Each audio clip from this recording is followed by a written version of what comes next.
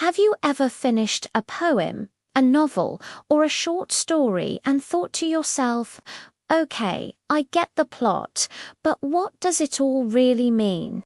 If you've ever felt that way, then this video is definitely for you. Today, we're going on a journey to discover how to read literature beyond the surface, to unlock the hidden worlds that lie within the pages. Reading great literature isn't just about following the story or remembering the names of the characters. It's an exploration. The most powerful stories are like icebergs. What you see on the surface is just a small fraction of what's really there. Beneath the plot, great authors hide profound ideas, complex emotions, and entire philosophies, just waiting for a thoughtful reader to find them. So, where do we start? First, let's learn to look beyond the plot. Once you understand what happens in the story, take a step back and ask yourself, what is the author truly trying to communicate?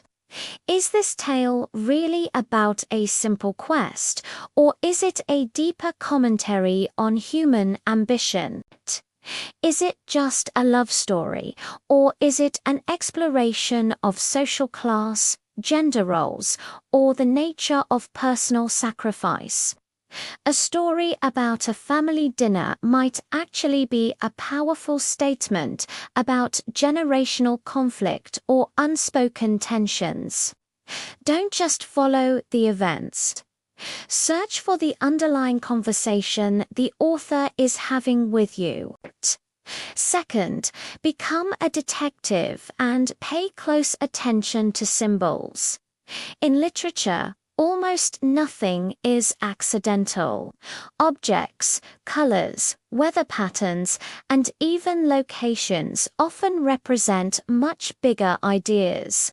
A recurring storm might symbolize internal turmoil or a coming conflict. A dark, winding forest could represent getting lost in life or facing the unknown. On the other hand, a sudden burst of sunlight or the arrival of spring could symbolize hope, truth, or a new beginning. When you notice something that seems to have a special emphasis, ask yourself, what could this represent beyond its literal meaning? Third, let's analyze the characters. The people in a story are more than just actors playing a part. They often embody specific ideas, values, or even human flaws. Instead of just watching what a character does, ask why they do it. What motivates them? What are their fears, their desires, their contradictions? A hero's struggle might reveal something about the nature of courage, while a villain's actions might force us to question our own definitions of good and evil.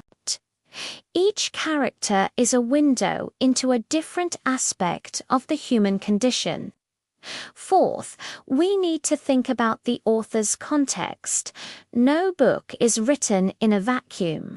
To truly understand a text, it helps to know when it was written and what was happening in the world at that time.